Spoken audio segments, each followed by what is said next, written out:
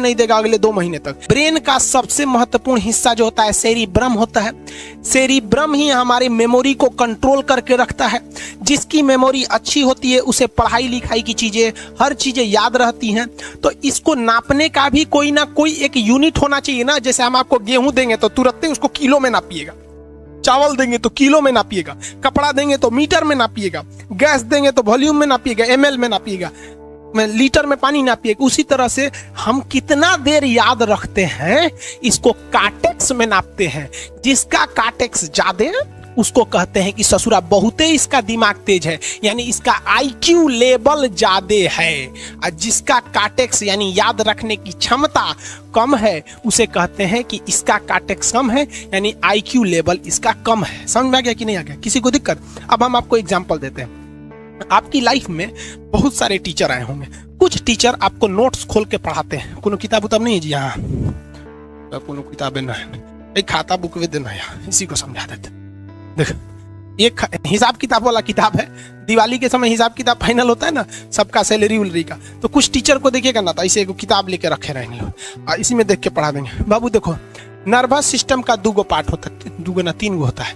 Nervous system का 3 part होता है। ऐसे लोगों का मतलब, ये खाता बुक रख दो भाई, इसका हिसाब दिवाली में हो जाएगा। तो ये ऐसे लोगों का इस आईक्यू लेवल कम है।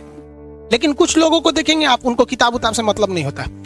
जैसे आप इलाहाबाद यूनिवर्सिटी कभी जाइए तो देखिए, या बड़े टीचर आईआईटी वगैरह जाएंगे, बहुत एकदम टीचर आते हैं आराम से, कोई नोट सोर्स कुछ नहीं, आया पढ़ा रहा, चालू किया, एकदम मस्त एंजॉय करके चला गया। तो इनका आईक्यू लेवल ज्यादा होता है।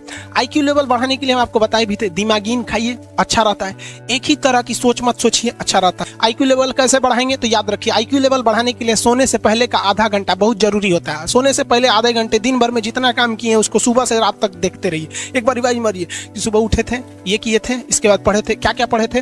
खान सर ये पढ़ाए थे। आप कहीं मैथ पढ़े होंगे, उसको सोचिए मैथ में क्या पढ़ाया गया था। खटाखट खटाखट आपको सोचना ही है ना, सोचने में कितना टाइम लगता है, खटाखट। तो अगर इसको रिवाइज करते रहेंगे, गिन के 42 दिन में आपका आईक्यू लेवल तेज हो जाएगा। फिर आप कहेंगे कि सर जी हमरो बिना किताब का याद हो गया। और अगर यही खत्म हो जाएगा तो क्या कहिएगा, आपका भी आईक्यू लेवल गिर जाएगा।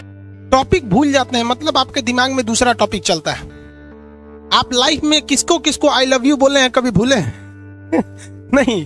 कौन कौन आपको मारा है या कुछ उल्टा सीधा बोला है, नहीं भूलते हैं। रीजन क्या? आप कितनी बार किसी चीज को रिवाइज मारते हैं। 21 दिन के अंदर अगर आपका दिमाग कभी किसी चीज को रिवाइज मार दिया ना, तो फिर वो भूलने नहीं देगा अगले 2 महीने तक। यानी हर 21 दिन पे उसको रिवाइज मारते रहिए, मारते रहिए, मारते। और अगर हर 7 दिन पे मारेंगे ना, तो वो एकदम फिक्स हो जाएगा, एकदम फिक्स हो जाएगा। हम लोग को क्या है भैया, दिन रात पढ़ाते पढ़ाते पढ़ाते पढ़ाते आदमी पगला जाता है। इसलिए अब कोई नींद में भी पूछेगा, खान सर स्वायत्त तंत्रिका तंत्र किसे कहेंगे? स्वायत्त में कुछ नहीं आएगा, ये आ जाएगा आपका सिंपैथेटिक और पैरासिम्पैथेटिक, बस यही आ जाएगा। क्यों इतना जल्दी जल्दी जल्दी जल्दी रिवाइज मारा आदमी कि ये हमारा सब कॉन्शियस माइंड में घुस गया है। सब कॉन्शियस, देखिए कॉन्शियस माइंड उसे कहते हैं जिस पर हमारा कंट्रोल रहता है। जैसे हमसे कोई पूछेगा कि आप भी अगर पूछेंगे कि खान सर जो 1 हफ्ता क्लास नहीं लिए थे कहाँ थे, तो हम सोचने लगेंगे ये स्टूडेंट है, इससे हर बात क्या बताएगा आदमी कि किस डॉक्टर के पास थे, कहाँ गए थे। नॉर्मल बोल देंगे बाबू थोड़ा सा मेडिकल हेल्थ इशू था इसलिए चले गए। लेकिन अगर मम्मी पापा पूछेंगे तो हर चीज बताएंगे। तो जो चीज हमारे कंट्रोल में नहीं रहता है वो उसे क्या कहते हैं, सब कॉन्शियस माइंड। जैसे कोई हमारा नाम पूछेगा, खटाक से बता देंगे खान सर, समझ में आ गया कि नहीं आएगा? ओरिजिनल नाम तो आपको भी नहीं बताते हम लोग यहाँ पे। तो सब कॉन्शियस माइंड में घुसा दीजिए। जो चीज, जैसे आप स्टेशन पे उतरिए या बस स्टैंड पे उतरिए, अपने घर जाने के लिए कभी रास्ता याद किए हैं? हाँ, इसके बाद दाहिने मुड़ना है, बाएं मुड़ना। आप फोन पे बतियाते भी चले जाते हैं। तो जब कभी किसी चीज को बहुत बार रिवाइज मार देते हैं तो वो चला जाता है सब कॉन्शियस माइंड में, फिर आपको याद करने की जरूरत नहीं है। सपना कैसे आता है? जब आपकी नींद अच्छी नहीं होती है, तब नींद प्रॉपर लिया कीजिए। नींद में कोई कमी नहीं आनी चाहिए। आप जिस दिन बहुत ज्यादा थके रहेंगे उस दिन कोई सपना नहीं आता है। हम लोग का जब ऑफलाइन क्लास रहता था, सुबह 7 बजे से रात 9 बजे तक पढ़ाता था आदमी, जो ने करवट सोता था उधरे उठ जाता था, सपना का नाम ही नहीं आता था। समझ में आ गया कि नहीं?